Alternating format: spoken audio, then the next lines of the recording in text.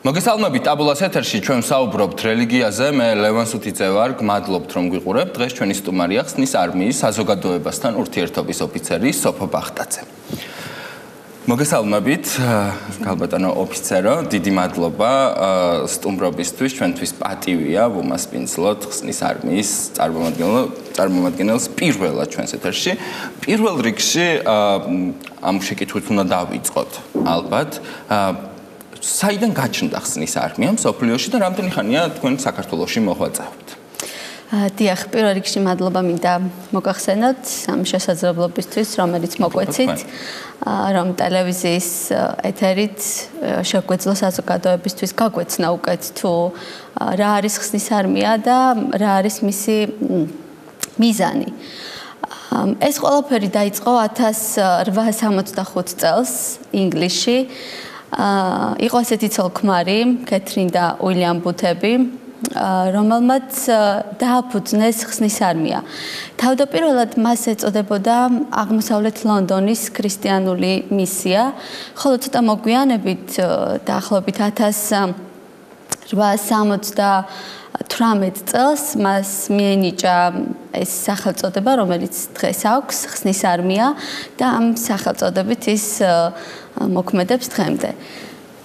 რაც შეეხება მისიას თუ რა იყო ცოლ-ქმარ ბუთების მიზანი, ისინი ხედავდნენ საზოგადოების იმ ნაწილს, რომელიც იმ დროს ცხოვრობდა ლონდონში და მაშინდელი ლონდონი არ გავს დღევანდელ ლონდონს. ეს იყო ძალიან ბევრი პრობლემა ამ ქალაქში, ზოგადად ქვეყანაში, დიახ, სიღარიბე, ძალიან მრავალი ადამიანი, რომელიც იმყოფებოდა უკიდურეს სიღარიბეში. თავად უილიამ ბუთი გახლდათ მეთოდისტი მღვდელი, მან ძალიან კარგად იცოდა საღვთისმეტყველო საკითხები და მისი მიზანი იყო, რომ სწორედ აი ამ საზოგადოების, აი ამ ნაწილისთვის მიეწოდებინა ღმერთის სიტყვა, ღმერთის უწყება და ასევე მათი მატერიალური ყოფა შეემსუბუქებინა. და შემდგომ ის ხშირად ამბობდა ხოლმე, რომ ჩვენ მორწმუნე ადამიანები არა მხოლოდ სულიერ საზრუნავზე უნდა ვზრუნავდეთ მხოლოდ, არამედ უნდა ვზრუნავდეთ იმ საზოგადოებაზე, რომელიც არის სიღარიბეში, რომელიც არის მიტოვებული, რომელიც არის მიუსაფარი. და ამიტომ ცოლ-ქმარმა ბუთებმა, რომელმაც დააარსეს ხსნის არმია, მათი მიზანი იყო ეს, რომ მიწვდომოდნენ საზოგადოების სწორედ ამ ნაწილს. საქართველოში როდის გაჩნდა ხსნის არმია? დიახ, მოგახსენებთ, ეს იყო 1993 წელი. გახსოვთ ალბათ, უფრო სწორად ჩვენ ამ დროს პატარები ვიყავით. დიახ, ჩვენ პატარები ვიყავით, ბავშვები. ეს იყო ის პერიოდი, როდესაც აფხაზეთის ომი იყო, საქართველოს ყავდა ძალიან ბევრი დევნილი. და ხსნის არმიის წარმომადგენელსა და საქართველოს მაშინდელი ხელისუფლების წარმომადგენელს შორის რამოდენიმე შეხვედრა გაიმართა. და სწორედ ამ შეხვედრის შედეგად იქნა მიღებული გადაწყვეტილება, რომ ყოფილიყო ხსნის არმია მოწვეული საქართველოში ოფიციალურ დონეზე. ის იქნა მოწვეული, რათა მას განეხორციელებინა თავისი საქმიანობა საზოგადოებისთვის. გალბატონო სოფო, რომ დავაზუსტოთ ჩვენი საზოგადოებას, რომელიც დაკომპლექტებულია ძირითადად დომინანტი რელიგიური ჯგუფი არის მართლმადიდებელი, არსებობენ სხვა რელიგიური ჯგუფებიც, ძალიან ბევრი სტერეოტიპი არსებობს იმ რელიგიურ და ფილანთროპულ ორგანიზაციებთან მიმართებით, რომლებიც საქველმოქმედო საქმიანობას ეწევიან. ხშირად ეს ჯგუფები მოიაზრებიან ხოლმე როგორც ქვეყნის ეროვნული იდენტობის მტრებად, რადგან მოაზრებულია, რომ ქართველი აუცილებლად უნდა იყოს მართლმადიდებელი. რომ ეს ჯგუფები არამხოლოდ უცხოები არიან, არამედ ცდილობენ ქართული საზოგადოების, ასე ვთქვათ, გადაბირებას გარკვეული მატერიალური სარგებლის სანაცვლოდ. რას უპასუხებდით აი ამ ადამიანების, აი ამ მოსაზრებებს? პირველ რიგში მადლობა ამ შეკითხვისთვის, იმიტომ რომ ჩვენც შეხვედრივართ მსგავს მოსაზრებას. მინდა გითხრათ რომ ეს არ არის ხსნის არმიის მიზანი. თავადვე დამაარსებლის მიზანი არ ყოფილა ეს. ის იყო ანთებული იმ სულისკვეთებით რომ ადამიანებს მოესმინათ ღვთის ხმა და მათ მიეღოთ დახმარება. ის ხშირად საუბრობდა იმის შესახებ რომ როდესაც ადამიანი მშიერია, შემცინებულია, ის მიტოვებულია, ძალიან რთულია ამ დროს მის გულს მიწვდე ღვთის სიტყვა ჩაწვდეს მის გულს. ამიტომ ის მომენტი, რომ საქართველოში ხსნის არმია შემოვიდა ამ დაინტერესებით, რომ მას ყავდეს ძალიან დიდი მრევლი, ეს არ არის მართალი. იმიტომ რომ ამ 25 წლის განმავლობაში მას შემდეგ რაც საქართველოში არის ხსნის არმია, ის დახმარებია ათასობით ადამიანს.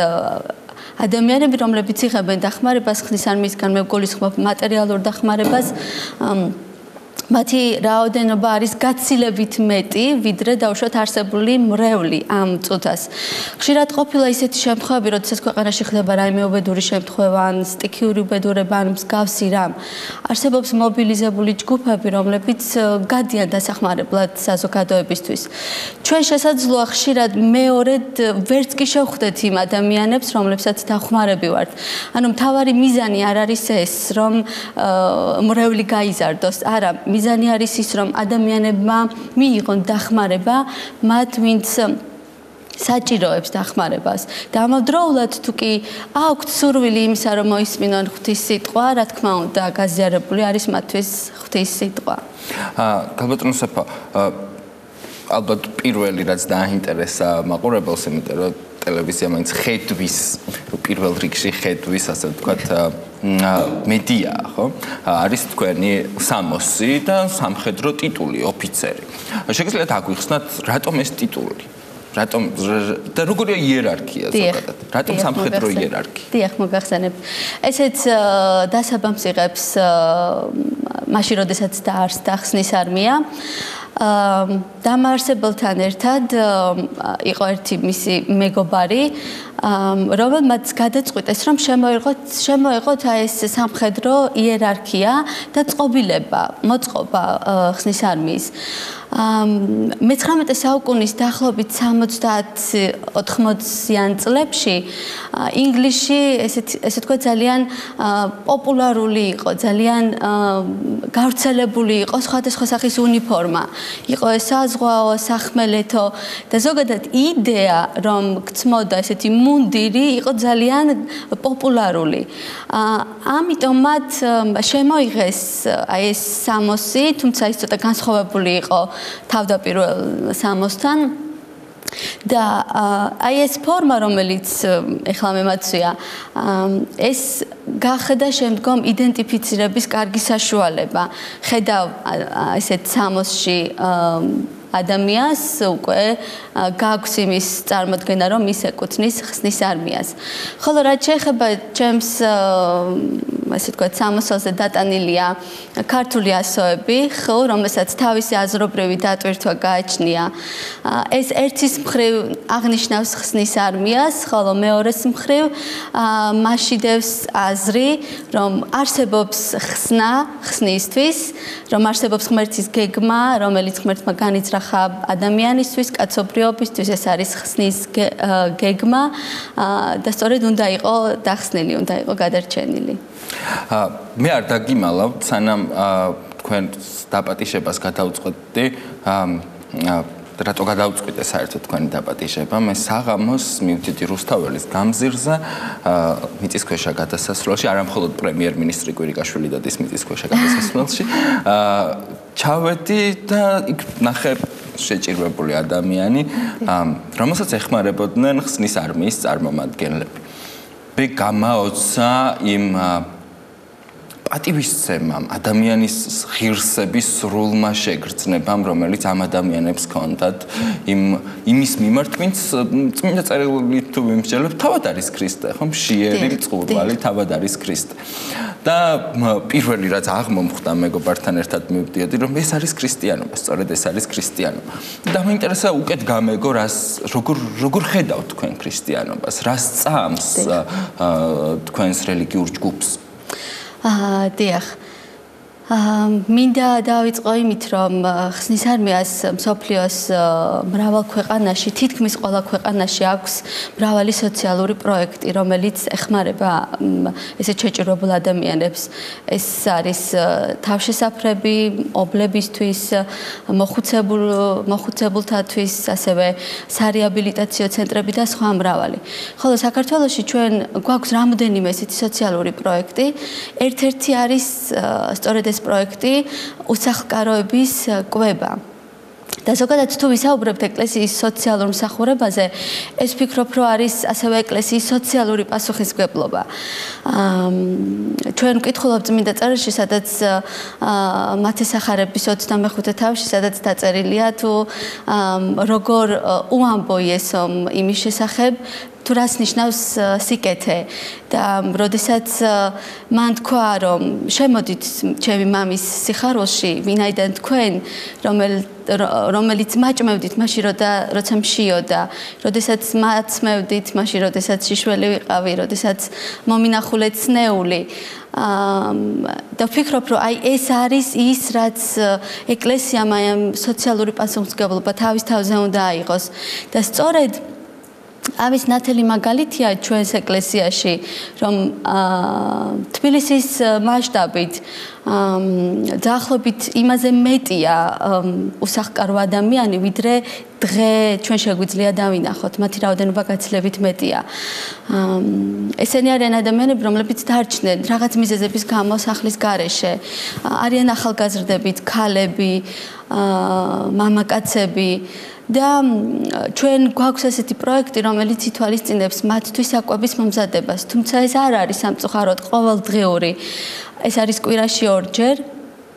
საღამოს 7-8 საათისთვის იკრიბებიან მოხალისეები, რომლებიც სრულიად ანთებული გულებით ამზადებენ საკვებს მათთვის და დაახლოებით 10-11-ის ნახევრისთვის ჯგუფი იწყებს გასვლას თბილისის მასშტაბით. მათ უკვე იციან თუ სად რომელი ადამიანი თბილისის რომელ ქუჩაში რომელი ადამიანი ცხოვრობს და დაახლოებით 40-მდეა მათი რიცხვი. ისინი მიდიან, მათ საკვებს აძლევენ, განსაკუთრებით ალბათ ამეთანხმებით ზამთარში გაუსაძლისია ქუჩაში ცხოვრება. საერთოდ ქუჩაში ცხოვრება გაუსაძლისია, მაგრამ განსაკუთრებით ეს ზამთრის თვეებში. და ბევრი მათგანი, როდესაც იღებს ამ საკვებს, ისინი არიან მადლიერები, იმიტომ რომ ასეთი რამ მათთვის თითქმის არ ხდება. ამიტომ მე ჩემი მხრივ ბედნიერი ვარ, რომ მაქვს შესაძლებლობა, გვაქვს შესაძლებლობა, რომ სწორედ მათი სიხარული გავეზიაროთ ამ დროს. პირველი ასე ვთქვათ, შეკითხვა მდგომარეობდა ასევე იმაში, რა არის თქვენი რწმენა. მართლმადიდებელ ეკლესიას, კათოლიკ ეკლესიას, სხვადასხვა ქრისტიანულ მიმდინარეობებს ძირითადად იცნობენ ხოლმე ჩვენი საზოგადოების წარმომადგენლები, მათ შორის იმიტომ, რომ ეს რელიგიური ჯგუფები საქართველოში უფრო დიდი ხანია არიან და მასზე მსჯელობაც მიმდინარეობდა, მათ შორის მედიის მეშვეობით. თქვენს რელიგიურ ჯგუფს არ იცნობენ და ცოტათი გაუცხოების მომენტი, ქსენოფობია სხვა არაფერია თუ არა, უცხოშიში. ამიტომ ეს უცხოობა რომ მოხსნათ, ძალიან მარტივად რომ ვთქვათ, რა არის თქვენსა და სხვა რელიგიურ ჯგუფებს შორის განმასხვავებელი ელემენტი? რით განსხვავდება თქვენი რწმენა სხვა რელიგიური ჯგუფების რწმენისგან? როგორი ქრისტესი გწამთ, იმიტომ რომ ესეც სხვადასხვანაირია რა. და ასე შემდეგ. და როგორია თქვენი მსახურება ასევე, ესე ძალიან საინტერესო იქნება. დიახ, გიპასუხებთ. ჩვენ ხსნის არმია მიეკუთვნება მსოფლიო პროტესტანტულ ევანგელურ მიმდინარეობას. ის არის მსოფლიო პროტესტანტული ევანგელური ეკლესიის ნაწილი. მისი სწავლება მთლიანად დაფუძნებულია წმინდა წერილზე, ბიბლიაზე, მხოლოდ და მხოლოდ წმინდა წერილი. sola scriptura. დიახ. მხოლოდ და მხოლოდ წმინდა წერილი. და ჩვენი მრწამსი ვიტყოდი იმას რაც ძალიან ბევრია საერთო ჩვენსა და სხვა რელიგიურ დასმული კითხვა იყო რაც არის საერთო ჩვენ გვწამს წმინდა წერილის რომელიც არის ღვთისგან შთაგონებული წმინდა წერილი რომელიც მოგვეცა ჩვენ ეს არის ღვთის სიტყვა რომელიც შეადგენს ადამიანის ცხოვრებისა და რწმენის საფუძველს ჩვენ გვწამს რომ არსებობს ერთი ღმერთი რომელიც არის დამცველი ბრძანებელი შემქმნელი ამ ყოვლისა გვწამს ღმერთი რომელიც არის პატრონი ქვეყნიერების გვწამს რომ მხოლოდ ის არის თაყვანისცემის ობიექტი მხოლოდ მას ეკუთვნის თაყვანისცემა ასევე ჩვენი რწმენა დაფუძნებულია წმინდა სამებაზე მამა ძე და სულიწმინდა რომ ისინი არიან განუყოფელი არსით და თანასწორი ძალასა და დიდებაში ასევე ჩვენი რწმენა არის იესო ქრისტეს პიროვნება, მისი ღვთაებრივი და ადამიანური ბუნება, ერთმანეთს ერწყმის ისე რომ ის არის ნამდვილად ღმერთი და ნამდვილად კაცი. გვწამს იმის რომ ყოველი მორწმუნე შეიძლება, ყოველი ადამიანი შეიძლება იყოს დახსნილი რწმენის მეშვეობით. თუ კი სწამს მას იესო, რომელიც არის ღვთის ძე, რომელიც მამამ მოავლინა წუთის სოფელში, ის იშვა, განკაცდა, ხორცი შეისხა. შემდგომ ამ ადამიანმა იცხოვრა მართლად. ეს მართალი ადამიანი შეეწირა გოლგოთის ჯვარზე, როგორც მსხვერპლი, როგორც ღვთისკრავი, აღსდგა ის იქნა მოკლული და აღსდგა. აი ეს არის ჩვენი რწმენის. პრაქტიკულად ეს არის ნიკია კონსტანტინოპოლის მრწამსი, ხო? სწორედ ამის მოსმენა სურდა თქვენგან. მსახურებას რაც შეეხება მაგალითად კათოლიკე ეკლესიას და მართლმადიდებელი ეკლესიას აქვს წირვა, სადაც ესე ვთქვით ეზიარებიან მათი რწმენით ეს ევქარისტიული ნაყოფი არის ქრისტეს სისხლი და ხორცი. თქვენი მსახურება როგორც საზოგადოება ამას ნახავს, არის ოდნავ განსხვავებული. აქ არის ლოცვაც, არის ცეკვაც და ასე შემდეგ, ხო? აი ეს რომ კარგად ავხსნათ, რატომ არ არის ეს მიუღებელი, რატომ არ შეიძლება ეს იყოს მიუღებელი იმ ადამიანებისთვის, რომლებიც ასე ვთქვათ, ახლა გვიყურებენ და პირველად ნახეს ხსნის არმიის მსახურება. დიახ, ხსნის არმიის მსახურების სტილი არის განსხვავებული სხვადასხვა ქვეყნებში. ის ხშირად ერწყმის კულტურულ ელემენტებს. ჩვენ მსახურებაში შეიძლება გამოყენებული იყოს ქართული ხალხური ცეკვა. ეს ძალიან მიბზიდველს ლამაზ ხდის მსახურებას. თავად მსახურება შედგება რამოდენიმე ნაწილისგან. ეს არის ლოცვითი ნაწილი, რომელიც არის მნიშვნელოვანი. ეს არის კითხვა წმინდა წერილის, არის დამოწმება, როდესაც ადამიანები თავიანთი სურვილით უზიარებენ ეკლესიას მრევლს იმის შესახებ, თუ ღმერთი რაოდენ საოცრებებს ახდენს მათ ცხოვრებაში. ასევე მსახურება შედგება ქადაგებისგან, რომელიც არის უმნიშვნელოვანესი ნაწილი, მოწოდებისგან, მოწოდება იმის შესახებ, რომ ჩვენ უნდა მივყვეთ ქრისტეს, ჩვენ უნდა აღვასრულოთ მისი სიტყვა, ჩვენ უნდა დავიცვათ მისი სიტყვა. ასევე არის შესაწირის აკრება, ესეც მნიშვნელოვანია ეკლესიაში, როდესაც ადამიანები შესაწერს იღებენ, ეს არის სრულიად ძალდაუტანებელი რამ, ეს არის მათი გულის მდგომარეობის მიხედვით გაღებული და ჩვენ ვიცით იესომ, როდესაც ქვრივი ქალის ორი ლეპტა როგორ შეაფასა, რომ მან ყველაზე მეტი გაიღო იმ დიდრებს შორის.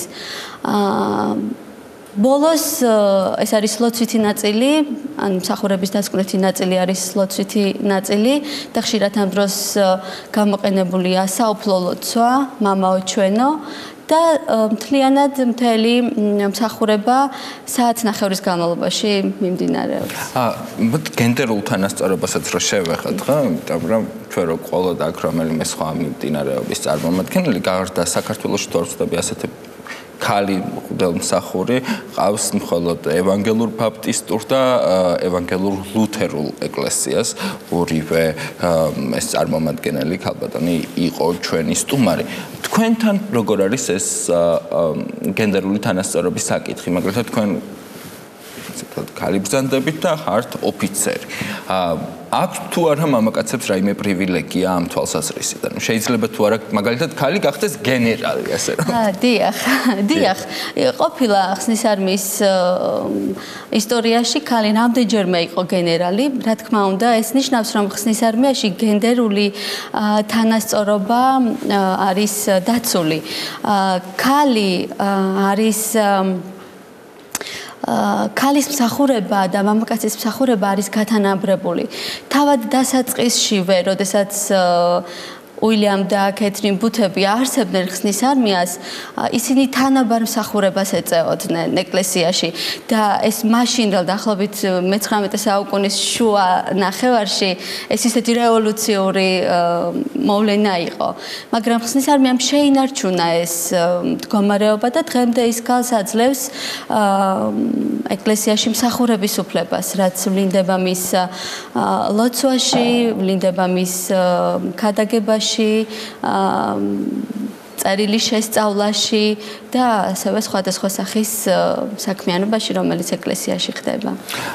უფრო კონკრეტულად რო შევახოთ, ახლა კვლავ ამ საქველმოქმედო საკითხს, რა სახის ქველმოქმედებას ეწევით საქართველოში, მაგალითად დღის არსებობს როგორც მოვიცი სასადილოები და ასე შემდეგ. დღეში დაახლოებით რამდენ ადამიანს ასე ვთქვათ უწევთ მატერიალურ დახმარებას და წელიწადში ვთქვათ აი საზოგადოებრივ პროექტებში თუ გაქვთ ეს რიცხვი?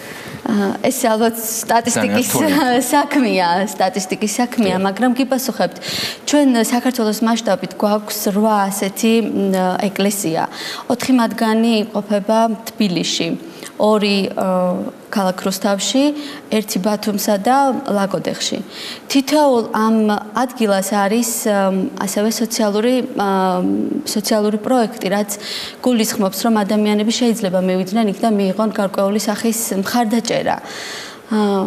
ამ შემთხვევაში მე მხედველობაში მაქვს ბავშვთა ცენტრები. თითქმის 8-ვე ეკლესიაში არსებობს ბავშვთა ცენტრი, რაც გულისხმობს, ეს არის სკოლის შემდგომი პროგრამა, როდესაც ბავშვები სკოლის შემდგომ პირდაპირ მოდიან, მათ ხვდებათ სადილი, შემდგომ მასწავლებლები, მათ ეხმარებათ საშინაო დავალებების მომზადებაში და შემდგომ არის წრეობრივი მუშაობა მათთან, როგორიც არის დრამის წრე, მუსიკის წრე, ხალხური ცეკვების შემსწავლელი წრე, ხატვის წრე. ეს ეთყობა ნაწილს ემსახურება თქვენ რომ ტრადიციებს ებრძვით, არა? აი ამ მიმართულებით ძალიან საინტერესო იქნება თქვენი ინტერკონფესიური, ასე ვთქვათ, შეხედულებები, მაგალითად თქვენ უკვე ახსენეთ, რომ თქვენ დახმარებას უწევთ ყველას. მაგრამ მე ამ შეკითხვას უსმენ ხოლმე თითქმის ყველა რელიგიური ჯგუფის წარმომადგენელს, თქვენ აღიარებთ, რომ მხოლოდ თქვენ ბრძანდებით მართალი ეკლესია თუ მაგალითად შეიძლება ცხონდეს მართლმადიდებელი, სხვა პროტესტანტული კონფესიის, ასე ვთქვათ, მიმდევარი ან კათოლიკე ქრისტიანი, როგორ გესმით ეს განსხვავებები და რამდენად აუცილებელია იყო ხსნის არმიის წარმომადგენელი, მაგალითად თქვენი გადმოსახედიდან იმისთვის, რომ ადამიანმა სასუფეველი დაიმკვიდროს.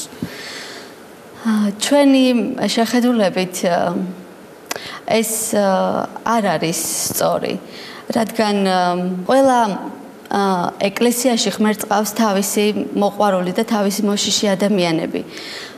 ამიტომ ასე ვთქვათ, მონოპოლია იმის შესახებ თუ ვის რომელ ეკლესიას აქვს გადარჩენის შესაძლებლობა, ვფიქრობ ეს არის არასწორი. რა თქმა უნდა, ყველგან სადაც იქადაგება ღმერთის სიტყვა, სადაც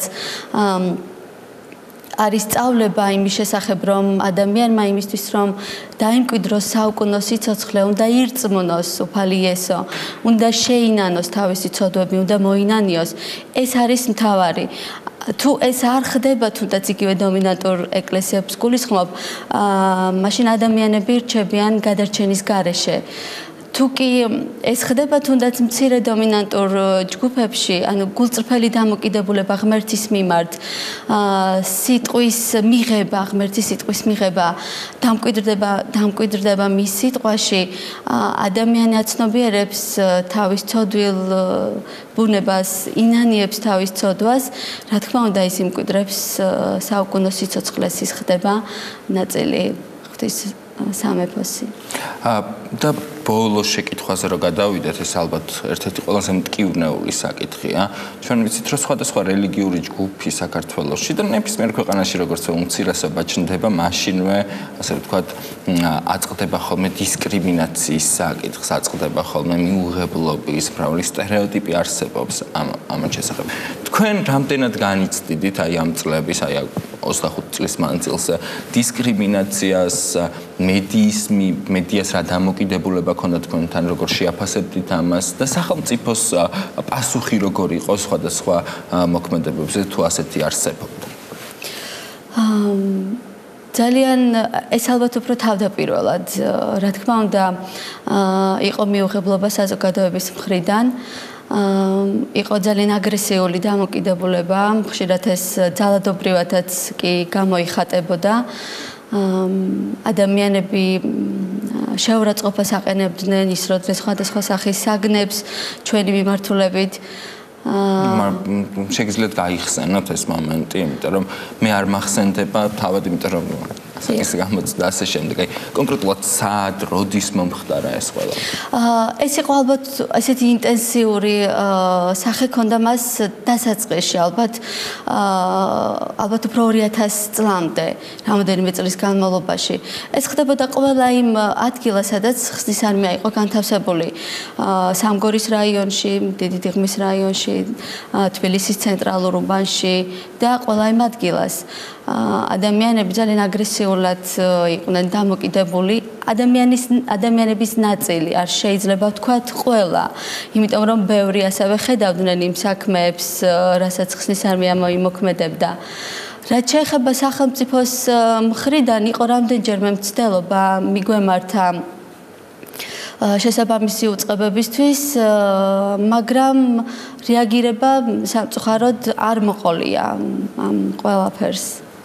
აი ახლა რა სიტუაცია მე სხვადასხვა რელიგიური უმცირესობის წარმომადგენელი მეუბნება ხოლმე რომ განსაკუთრებით ეს ჭირს ბავშვების მიმართებით, როდესაც თქვათ ამა თუ იმ რელიგიურ ჯგუფს მიკუთვნებული უმცირესობის ასე ვთქვათ ბავშვი მიდის სკოლაში და იქ ხდება ძალიან აგრესიული გარემო, მოსწავლეების მხრიდან, ხშირად მასწავლებლების მხრიდან ადგილი აქვს ინდოქტრინაციის შემთხვევებს.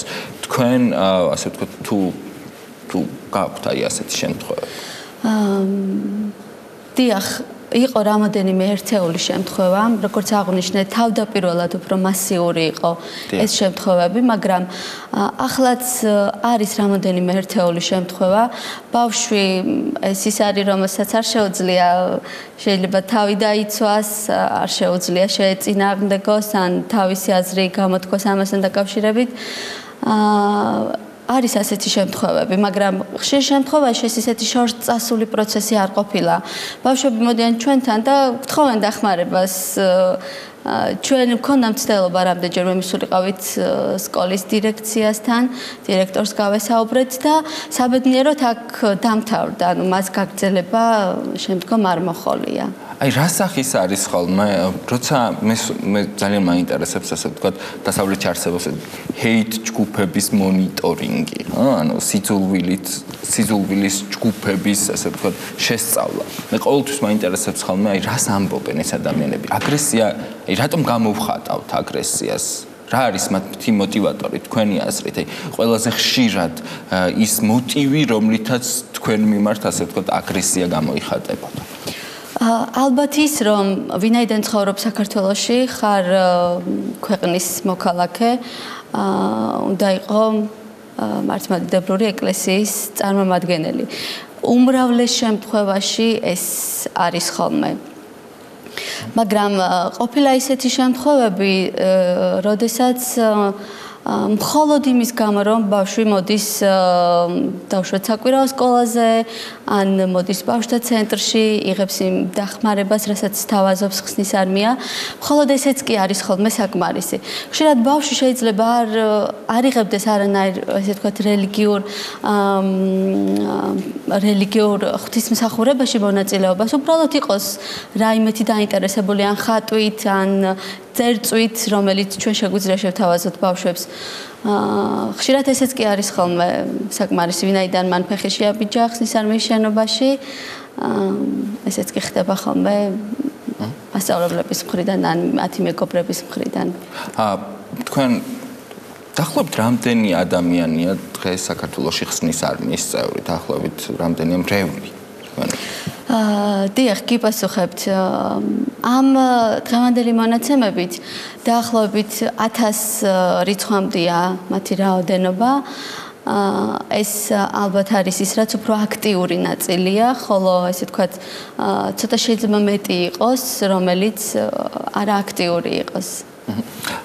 კი ბატონო და ბოლოს მე მინდა მოგცეთ საშუალება კიდევ ერთხელ ეს გადაცემარი ტრიბუნა ყველასთვის, ყველა რელიგიური ჯგუფის წარმომადგენლისთვის, იმისთვის რომ გამოხატოს საკუთარი აზრი და უთხრას იმ ადამიანებს საკუთარი სათქმელი, რომლებიც აგრესიულად არიან განწყობილები მათ მიმართ და დარწმუნებული ვარ, რომ ახლა მაყურებლის ნაწილი, როდესაც თქვენ დაგინახავთ ეთერში, უკვე ჩემი ყოფნაც არის ხოლმე გამაღიზიანებელი, მაგრამ თქვენ რომ დაგინახავთ ეთერში, იტყვის რომ არ მინდა არ მინდა მოგმართავთ თქვენ როგორც ასე ვთქვათ სექტანტად და ასე შემდეგ რას ეტყვით მათ რას ეტყოდით მათ გადაცემის დასასრულს ვინც ასე ფიქრობს მე ვეტყოდი ასეთ ადამიანებს რომ ჩვენ ვართ იმ ღვთისმადიდებლები რომელ ღმერთსაც თავად ადიდებენ ჩვენ ვართ ძმები დები უფალი იესო ქრისტეში